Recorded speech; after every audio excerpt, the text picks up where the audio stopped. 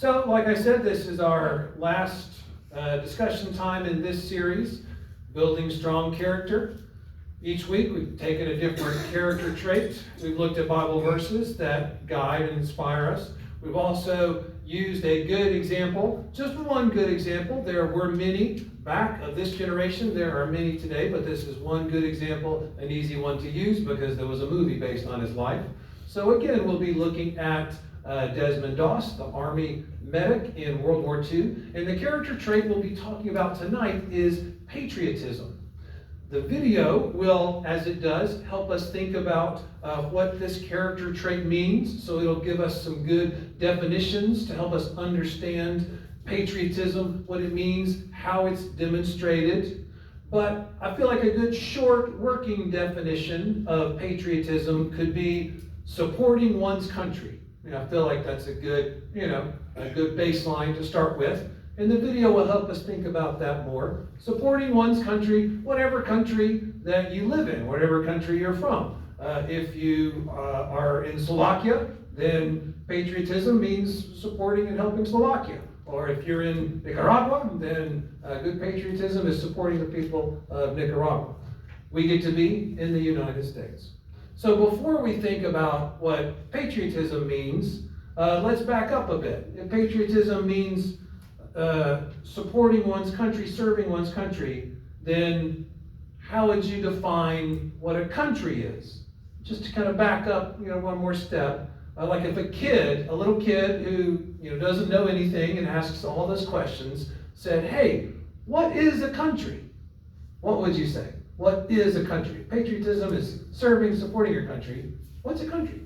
Where you live. It's where you live. Yeah, it's where you live. Other answers? That one's definitely true. The land mass that is occupied by a group of people, and they supposedly follow a set of rules. Yes. Oh, that is well said. Someone's been reading the dictionary. I love that. So it's the land mass where you live. Whoever the people are inside, they have a certain set of rules or governance, the way that they kind of operate, and the way the expectations that the society has for them. And these days there are kind of specific borders to whatever that land mass is. Some countries are bigger, some are smaller, but I think that is a good working definition. A country is a bunch of people inside a designated area that live together in some way.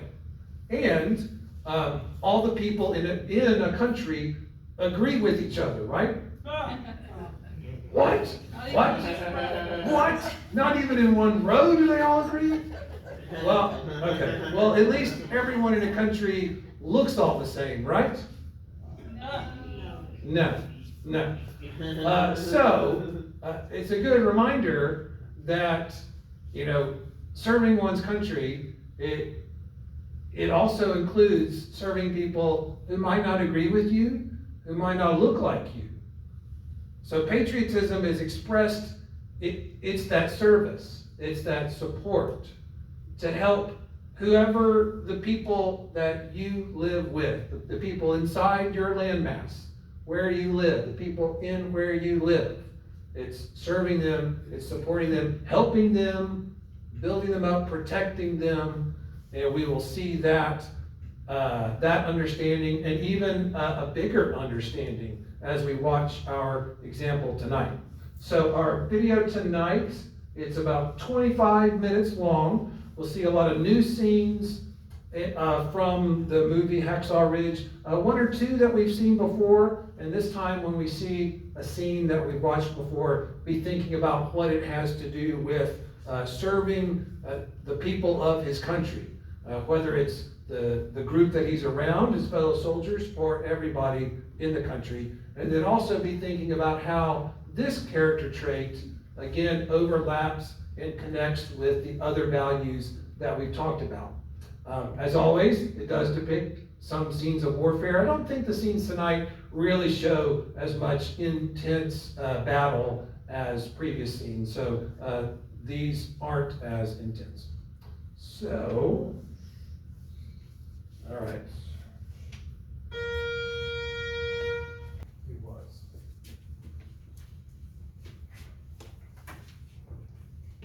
So one of the things that the video said when it was helping us kind of deepen and broaden and grow our understanding of patriotism, the video said, patriotism is having a devotion to and a support for one's country.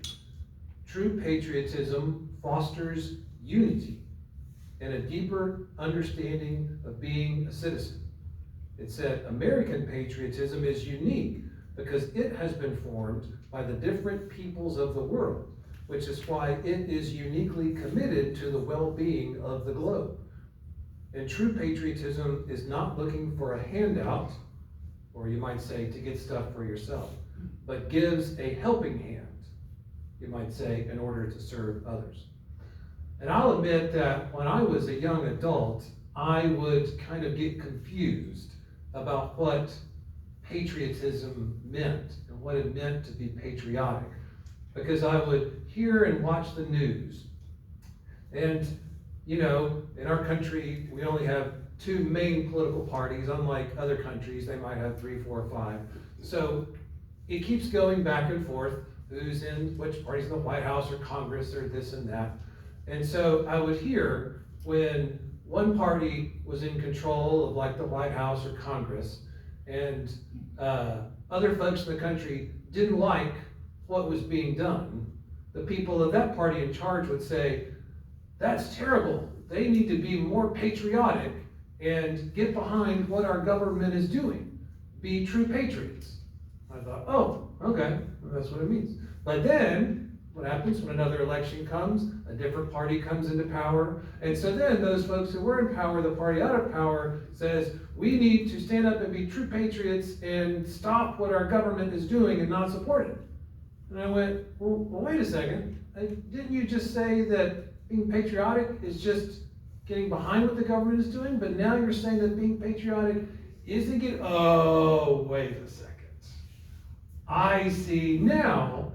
They were defining patriotism as just what they wanted and only that.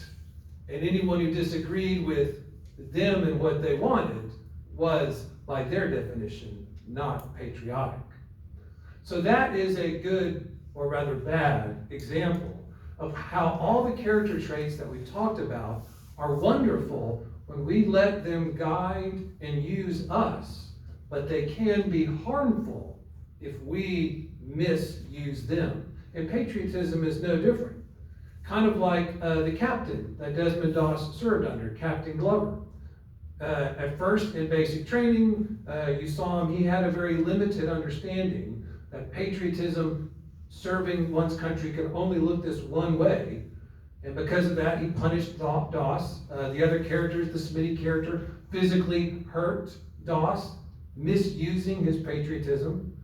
Fortunately, by Doss's fine, incredible example, they were able to grow out of that limited understanding of what it meant.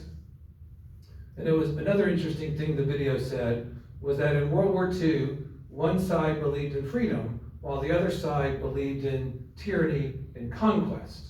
Each side was dedicated to their view of patriotism, and both sides fought for their countries and their ideology. Which is interesting, that the other side was also being patriotic, but maybe we might say misusing it. And the video said, when patriotism is taken to an unhealthy extreme, nationalism can foster radical attitudes, resulting in preferring certain ethnicities over others and coercing people to cooperate with your plans, whatever your plans are. So, yikes, that's the harm. That's the harm of having a narrow but extreme view of patriotism that is misused. And we misuse these character traits by using them to only serve ourselves and what we want. So the flip side of that is, of course, Doss's example. He wanted to serve not only his fatherland, as it were, And I don't think I'd ever thought about the distinction between a fatherland is where you're born, but a motherland is where you move to and you adopt as your home. So I didn't know that. So Doss wanted to serve his fatherland, as it were, but he also wanted to serve his heavenly Father, who is the God of all nations. So Doss wanted to serve both. And I liked how the video said that Doss did not limit the golden rule to do unto others only of my country or language or skin color. Because Doss's attitude towards the golden rule was unrestricted. It was delimited. It was wider. It was more inclusive. It reached an incredibly high level of courageous life principles, it said, which was an interesting way to talk about it. A high level of courageous principles. But when I thought about it, I realized, yeah, to live like that, to live open to just serving others, not only of your group, serving others not only of your country or just your type, but to serve any others takes a whole lot of courage. And many people don't have that level of courage. I wonder sometimes if I do. So their view, their loyalty is narrow and it is restricted. That means it might take some working things out. Sometimes maybe some arguing with them, some trials, figurative or literal, like Desmond went through. Times like that, it is helpful to know a brigadier general to kind of help you get through that trial. I'm glad that he did, his dad did. But the struggle to help people expand their limited understanding, even though it's hard, it produces fruit all around. So even though his commanding officers first tried to get Doss kicked out because they didn't think he had the right principles, afterwards, they all recommended him for the Medal of Honor, the highest American military recognition of heroic action.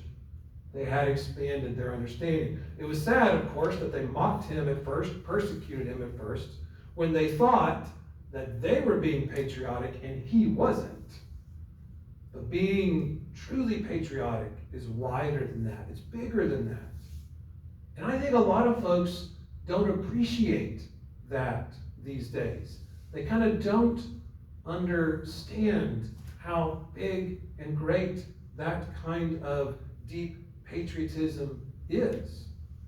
And it's kind of like when some people reject going to church because of the harmful things that they experienced in a church, and they think, well, obviously that's not what I want to be a part of. That's harmful. But they don't understand that's a very limited experience of church. Healthy church is bigger and better. Patriotism perhaps is the same way. Like, people don't appreciate how incredible it is to live in a democracy that is so diverse like we do. And I don't think people really appreciate how incredible democracy really is.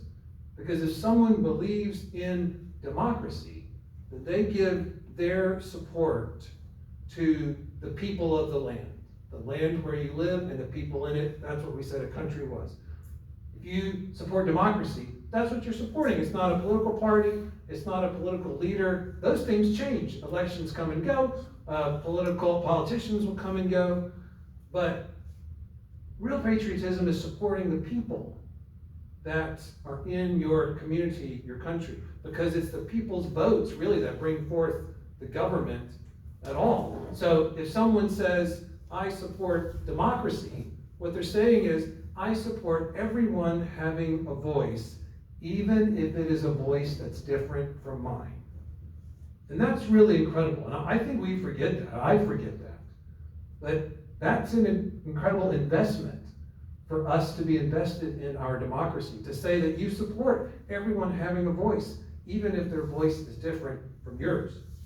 Now, a lot of people in a lot of other countries in the world will say that they support people having a voice, but really if it only agrees with their voice. Like, we support you having a voice, just only say what we think or what the dictator thinks or what the president for life thinks.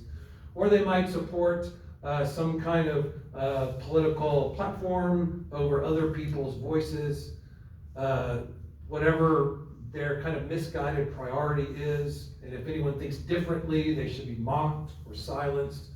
But that's not democracy. That's just insisting on getting your way and nobody else gets their way. Now, of course, it's definitely okay to have preferences, to want your ideals, your candidates, a party that you support, to be in charge and to do good work, because that's what we all do when we vote. We say, yes, I want that person to help lead us because I believe mostly in what they want to do. No one's perfect, but I kind of like, the cut of their jib, and I want them to do their good work. So it's definitely okay to have preferences and to make those preferences known when we vote, but to believe in democracy means believing in the people, all the people, to choose their own fate, even if you think it's a bad choice. And maybe that was the American experiment that the founders had that was so radical at the time. We hear that term, American experiment. And at that time, 1776, to let lots of people have a voice, that was pretty radical. And even, of course, in our land, 1776, not everyone got a voice yet. That took a while.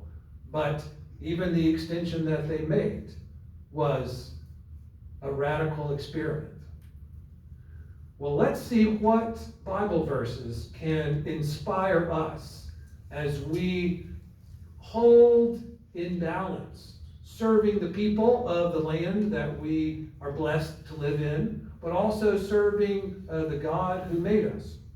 So, we're going to start on the left and read those verses, and then I'll do the ones on the right, and then I'll do the ones on the bottom. So I'll read them, and we'll just kind of read them all the way through, and then see what you think.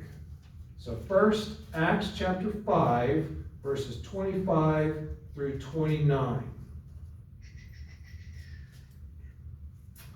This is after two of the apostles had been arrested and thrown in jail, but then they escaped, and they didn't run away. They just kept on preaching. So here we go, 25-29. Someone came and said, "Look, the men you put in jail are standing in the temple courts teaching the people." At that, the captain went with his officers and brought the apostles. They did not use force because they feared that the people would stone them. Having brought the apostles, they made them appear before the Sanhedrin, which was the ruling authority there in Jerusalem, to be questioned by the high priest. We gave you strict orders not to teach in this name, the name of Jesus, he said. Yet you have filled Jerusalem with your teaching and are determined to make us guilty of this man's blood. Peter and the other apostles replied, "We must obey God rather than men." Okay? Think about that. That we, as followers of Jesus, followers of God, must obey God rather than men. Okay? Let's jump to Ephesians 6:11 through 12. Put on the full armor of God so that you can take your stand against the devil's schemes. For our struggle is not against flesh and blood, but against the rulers, against the authorities, against the powers of this dark world, and against the spiritual forces of evil in the heavenly realms. Okay, that's a hard perspective on what we're fighting against, the rulers and the authorities, the principalities, other translations say. Let's look at Matthew chapter 27. This was when Jesus was on trial. And I read these verses because Jesus could have said, "Oh, I'm breaking the law, my bad, I'll stop talking and walk away." But he didn't. Instead, this is Matthew 27:11 through 14. Meanwhile, Jesus stood before the governor, and the governor asked him, "Are you the king of the Jews?" "Yes, it is as you say," Jesus replied. When he was accused by the chief priests and the elders, he gave no answer. Then Pilate asked him, "Don't you hear the testimony they are bringing against you?" But Jesus made no reply, not even to a single charge, to the great amazement of the governor. And then that's when they give the crowd of people a choice. Should we release Jesus or release Barabbas? And they say, "Release Barabbas, crucify Jesus." And then verse 26, so they released Barabbas to the crowd, but he had Jesus flogged and handed him over to be crucified. So Jesus chose to kind of not be silenced by what the local government was wanting him to do. Okay, so now let's jump over to these two verses in this corner. And so those first verses that we read, you might hear those read, you might hear some of those verses quoted when a person doesn't like what their government is doing. And they'll quote those verses. If there's a person who does like what their government is doing and wants anybody else to shut up, they will quote these verses. So let's read 1 Peter chapter 2, verses 13 through 18. Submit yourselves for the Lord's sake to every authority instituted among men, whether to the king as the supreme authority or to governors who are sent by him to punish those who do wrong and to commend those who do right. For it is God's will that by doing good you should silence the ignorant talk of foolish men. Live as free men, but do not use your freedom as a cover-up for evil. Live as servants of God. Show proper respect to everyone. Love the brotherhood of believers. Fear God. Honor the king. Slaves, submit yourselves to your masters with all respect, not only to those who are good and considerate, but also to those who are harsh. Okay, some interesting instructions there. The Acts, the book of Acts was written by Luke, the book of Ephesians, written by Paul, and then Matthew wrote Matthew. So 1 Peter is attributed to Peter the disciple. And the verse about obeying the king, the very first Baptist, we wouldn't have any Baptists at all if they hadn't decided to defy King James of England and say, we want to do church this way. It's called being Baptists. And so the king put them in prison and killed them. So if they hadn't have followed that path, we would not have Baptist churches today. Whether they were right or wrong, no judgment. Romans 13, 1 through 4. Everyone must submit himself to the governing authorities, for there is no authority except that which God has established. The authorities that exist have been established by God. Consequently, he who rebels against the authority is rebelling against what God has instituted, and those who do so will bring judgment on themselves. For rulers hold no terror for those who do right, but for those who do wrong. Do you want to be free from fear of the one in authority? Then do what is right, and he will commend you. For he is God's servant to do you good. But if you do wrong, be afraid, for he does not bear the sword for nothing. He is God's servant, an agent of wrath to bring punishment on the wrongdoer. Okay? So now I want to read the verse there at the bottom.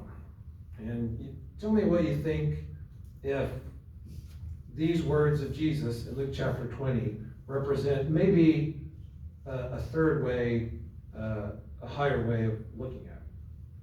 Luke 20, 22 through 26.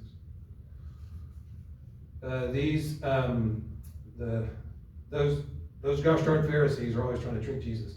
So they said, is it right for us to pay taxes to Caesar or not?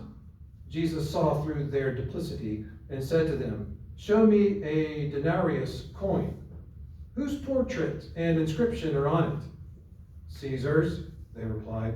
He said to them, then give to Caesar what is Caesar's, and to God what is God's. They were unable to trap him in what he had said there in public, and astonished by his answer, they became silent. So what do you think? It sounds like the verses on that side are kind of on one side, and the verses here in this corner are kind of on another side. So which of those extremes should we choose? Or should we not see it as binary, only this or only that? Is there another way to think about it? What do you think? Those are interesting verses to hear back to back. What did you think as we were reading them? I thought, did y'all not talk to each other when you were writing down? I mean, like, it's really hard for us today, okay? This is really, we're trying to follow what you're saying, But you should have checked over each other. Did I see a hand go up? Yvonne? Yeah, it didn't say that we should not honor our ruler, but it said be respectful and be kind and good. So I think no matter who rules, if you follow your heart and stay human, you'll be right. Maybe follow your heart and let Jesus, the Holy Spirit, abide in your heart. Right. And that's how we follow. Yeah, Bill. When we try to marry patriotism to politics, it gets really confusing. I think I can be a patriot without getting involved in politics. Politics to me is like watching a tennis match. You'll jerk your neck out of whack if you try to keep up. So, well, that's what I have to say about that. I think that's really beautiful. I mean, I think that's really wonderful how patriotism is bigger or deeper than just kind of the human politics of kind of disagreement or this or that. If I'm summarizing what you said correctly, I really liked what you said. Yeah. Yeah. In that tennis match, the only love is before it gets started. You said in a tennis match, the only love that is felt is before the match gets started. That's fair. That's Right. That's fair. Ray, yeah. In the Old Testament, when Shadrach, Meshach, and Abednego, friends of Daniel, were put in the trial, and the opposite side had tricked the king into passing the rules and said anybody that worships anybody but the king has to be thrown into the fire. And so these guys did their duty to God, and they worshiped him, but the king, they were called into the king. And, I always wondered where it was Daniel, and you really can't find that out unless you read the books of the Apocrypha and find out Daniel was doing a job as Secretary of State. Yeah, he had an assignment. Yeah. So, but, the spokesman, whichever one was his spokesman, to me, it was way down to what we're talking about here. He said, look, King, we know you passed the rules, and we know that we have to abide by what you say. But, we also have to abide with our God. And if you won't let us do that, then God will save us from you. But even if he doesn't, we're still not going to do it. Yeah, that's a powerful story. That was the Shadrach, Meshach, and Abednego in the fiery furnace, where the evil king said everyone had to bow down and worship him and his the statue idol that he built. Shadrach, Meshach, and Abednego, that the young men said, we know you're the king, we know you're in charge, you passed the laws, but we have to follow how God leads us. God will save us, but even if he doesn't, we're not going to do that. And so they ended up going into the fiery furnace. And I think that's a really good example for us too, because they kind of like someone said about, Ivana said about always being respectful. Like they didn't like act out, they were immature, petulant. They just said, we recognize you're in charge, we're not going to follow that law, we think it's wrong, and so we'll take the consequences. And whatever happens, happens. And it sounds like in Acts, that's what Peter and the other apostles did. They said, well, we're going to serve God and not men. If you need to throw us back in jail, okay. God broke us out the first time. Maybe God will break us out again. Or if not, we can just witness to the people in jail. Whatever happens, happens. But we're going to kind of maintain our maturity. And maybe that's the inspiration for us. And not thinking in extremes, only this, only that. Like the politics of the tennis match. Like you're either in or you're out. You're either right or you're wrong. Like we're all Americans. And at the beginning of our time tonight, someone said not all Americans agree about everything. But if we want to be truly patriotic, that means we serve all Americans, even the ones that don't agree with us. And that is the most Jesus thing to do. How Jesus died even for the people who disagreed with him at the time. How, like I said on Sunday, Jesus died for Pharisees too. And those were the ones that had him killed. And so, like Bill said, let us welcome a bigger and greater, awesome idea of patriotism as serving the land that we get to live in, serving the people that we get to live amongst, and not let our views be so narrow. But remember that hymn we sung 2 Sundays ago. There's a wideness in God's mercy, like the wideness of the sea. And at times we make his love too narrow. So let us not do that. We should let God's love expand our view of patriotism and service to all the people who we get to live around. So let that inspire you this week and in the weeks ahead, and every time we have an election. Maybe I need to watch this video myself again because it's a great reminder. Go in peace to love and serve the Lord.